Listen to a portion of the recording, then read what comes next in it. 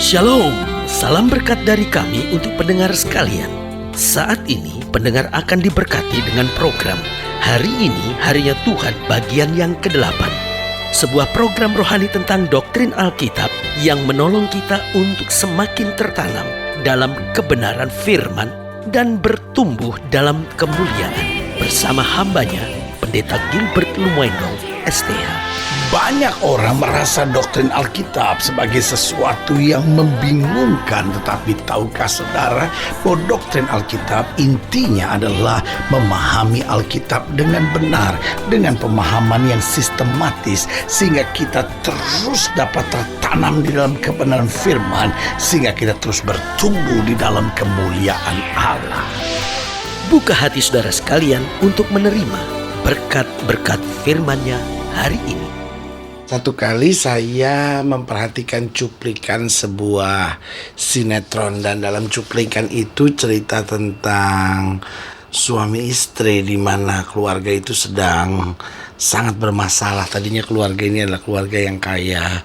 Mereka sempat mempunyai banyak perhiasan. Lalu kemudian karena goncangan ekonomi menghancurkan karir suaminya, sehingga akhirnya mereka dalam keadaan yang jatuh secara ekonomi. Lalu dalam kebutuhan yang mendesak, akhirnya sang suami coba berkata kepada istrinya, "Ma, jualah beberapa perhiasan itu." Dan istrinya berkata, "Iyalah Pak, kita memang sudah tidak membutuhkan lagi, toh memang sekarang keadaan ekonomi kita sedang susah." Lalu suaminya coba kemudian menghibur istrinya kembali dan berkata, "Toh kalau kita gadaikan, siapa tahu satu saat kita dapat menebusnya lagi." Nah, kata itu menarik sekali perhatian saya. Toh kita dapat menebusnya lagi. Karena hidup Kristen percaya bahwa kita memiliki seorang penebus. Nah, kalau kita bicara tentang penebus, berarti hidup kita telah tergadaikan. Kalau kita bicara tentang penebus, berarti hidup kita tadinya sudah sama sekali tak berpengharapan. Karena ketika sebuah perhiasan dijual ke pegadaian, maka saudaraku yang kasih dalam Tuhan, sebetulnya itu bukan milik pemiliknya lagi, karena sekarang sudah digadaikan. Meskipun namanya masih nama dari si pemilik, tetapi pemilik tidak punya kuasa apapun terhadap perhiasannya sampai ditebus kembali. Nah, saudaraku yang kasih dalam Tuhan, betul Allah memberi kuasa buat hidup kita, tetapi kemudian hidup kita tergadai oleh dosa. Dan ketika hidup kita tergadai oleh dosa, maka kita gak punya kuasa atas diri kita sendiri. Nah, setelah kita gak punya kuasa atas diri kita sendiri, Kristus menebus hidup kita. Dia curahkan darahnya buat kita, supaya kita dapat kembali mengalami kuasa itu, berjalan dalam kemuliaannya, menyadari bahwa kita memiliki seorang penebus. Inilah saatnya untuk bersorak-sorai dan berkata, "Terima kasih Tuhan, kuasa yang sempurna Bapa berikan bagiku." Haleluya. Selamat datang dalam program kita hari ini, Harinya Tuhan. Sebuah program rohani yang kembali mengingatkan kepada kita betapa pentingnya kita menjadikan firman Tuhan sebagai dasar keseharian hidup kita. Karena selama kita menjadikan firman Tuhan sebagai dasar keseharian hidup kita, langkah-langkah ke depan kita penuh dengan kepastian, kemenangan, berkat, mujizat, dan perkara-perkara yang besar. Haleluya.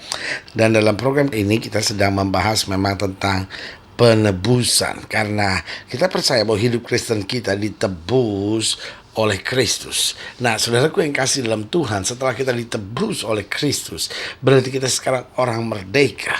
Nah, karena kita orang merdeka, itu bukan berarti kita bebas berbuat dosa. Itu bukan berarti, oh ya, saya sudah dimerdekakan oleh Kristus, berarti saya bisa buat apapun yang saya mau.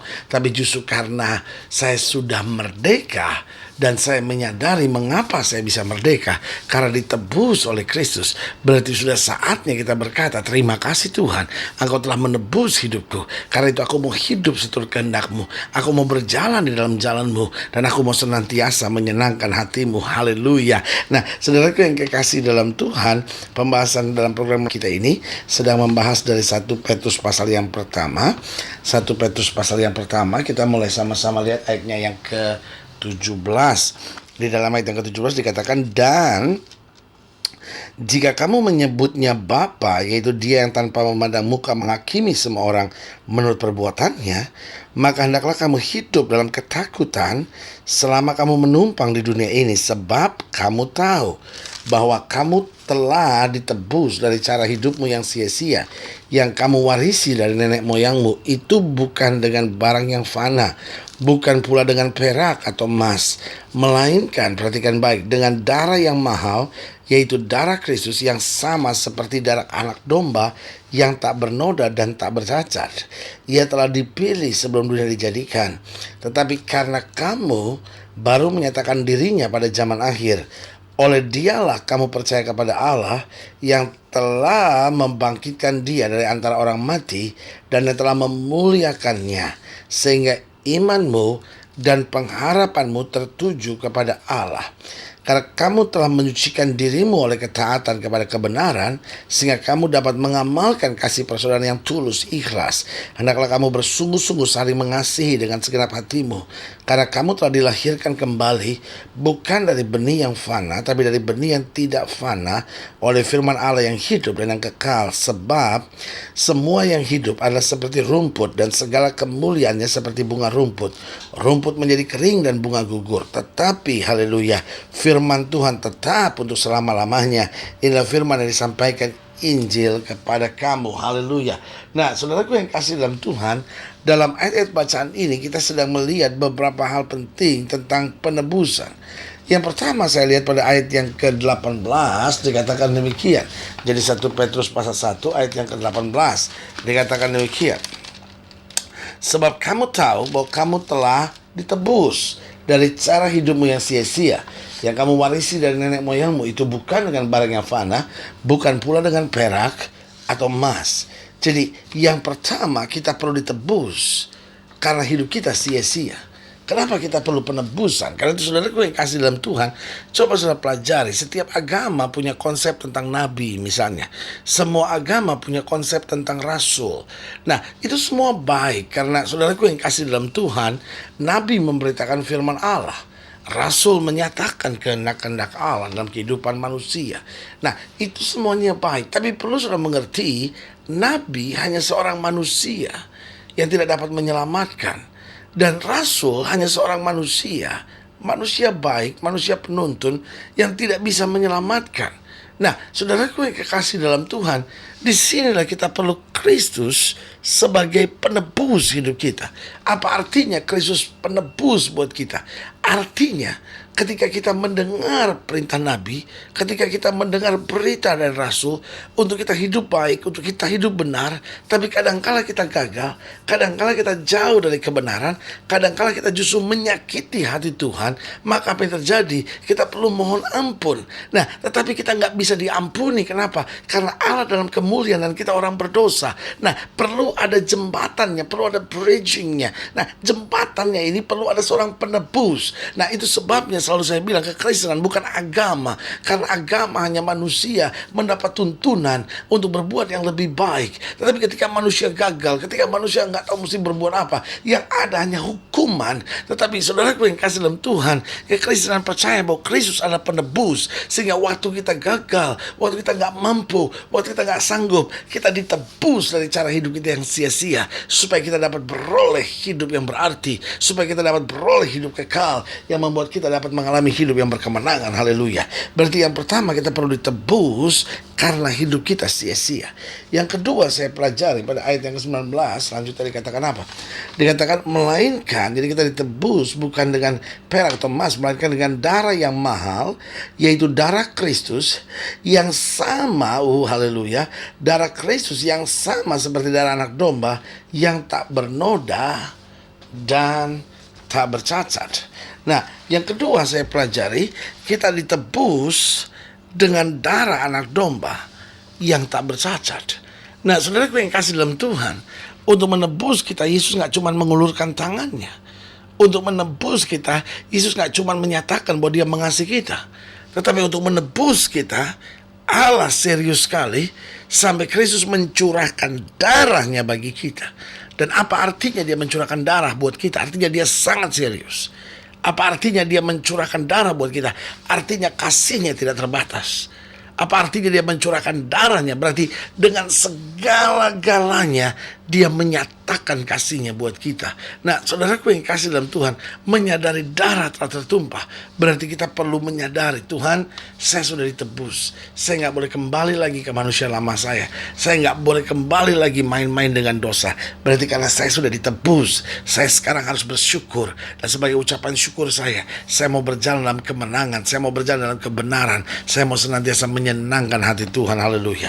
Yang ketiga, saya pelajari tentang penebusan, bahwa setelah kita ditebus, kita harus senantiasa tertuju kepada Allah.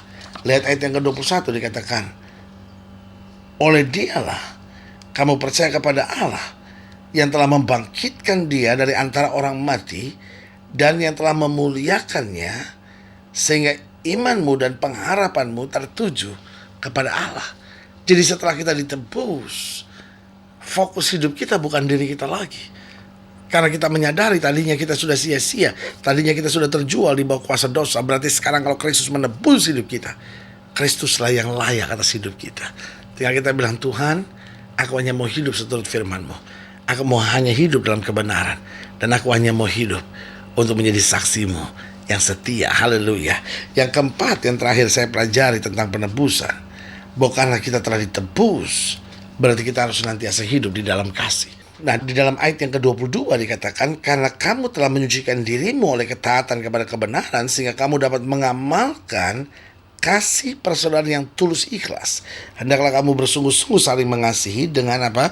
Segenap hatimu. Berarti yang keempat, yang terakhir, karena kita telah ditebus oleh anugerah Tuhan, karena kita telah ditebus dengan darah yang mahal, berarti kita harus senantiasa hidup di dalam kasih. Nah, saudaraku yang kasih dalam Tuhan, Alkitab tegas berkata, kasih menutupi banyak sekali dosa. Persoalan dengan kita, seringkali kita sudah ditebus oleh Tuhan, tapi kita masih hidup dengan benci, kita masih hidup dengan dendam, kita masih hidup dengan sakit hati. Nah, saudaraku yang kasih dalam Tuhan, semuanya ini akan membuat hidup kita bertambah tertekan, bertambah sengsara, bertambah gelap. Tetapi waktu kita menerima kasih Allah, karena kita telah ditebus, lalu kita hidup dalam kasih, maka disitulah semangat baru, kekuatan, sukacita yang luar biasa akan mengalir dalam hidup kita. Haleluya. Saudaraku yang kasih dalam Tuhan, kalau sudah ingin dilayani lebih jauh, hubungi kami melalui telepon, hubungi kami melalui surat, kunjungi website kami, karena kami ada untuk membawa Bapak Ibu sudah senantiasa lebih dekat pada Tuhan dan mengalami kasih kuasa mujizat yang luar biasa. Haleluya. Nah, saudaraku yang kasih dalam Tuhan, secara khusus melalui program ini, saya juga mau berdoa untuk setiap saudara yang sakit, setiap saudara yang berbeban berat, karena kita percaya bahwa bagi Allah tidak ada perkara yang mustahil. Nah, saudaraku yang kasih dalam Tuhan, setiap saudara yang ingin didoakan secara khusus, saudara boleh taruh tangan kanan saudara di dada, dan kita akan berdoa. Mari kita berdoa. Bapa, dalam nama Yesus, hamba berdoa buat yang sakit, hamba doa buat yang berbeban berat, hamba doa untuk setiap mereka yang menghadapi masa-masa yang sukar, karena hamba percaya bahwa bagi Allah tidak ada perkara yang mustahil. Bapa, hamba berdoa di dalam nama Yesus, Tuhan jamah, Tuhan bangkitkan iman mereka, Tuhan beri semangat baru, sukacita, kemenangan, karena kami percaya buat orang yang percaya tidak ada perkara yang mustahil. Di dalam nama Yesus kami berdoa. Haleluya. Amin. Saudaraku yang kasih dalam Tuhan, kita sudah berdoa. Ingat, Allah tidak pernah lalai menepati janjinya. Ini saatnya buat kita untuk bangkit bersemangat, bersukacita dalam menghadapi segala perkara, karena Yesus adalah jaminan kepastian kita. Dia menebus kita, Dia menyelamatkan kita, dan Dia memberi damai sukacita buat kita. Doa saya menyertai saudara. Sampai berjumpa pada program berikut, dan jangan lupa jadikan hari ini harinya Tuhan. Haleluya.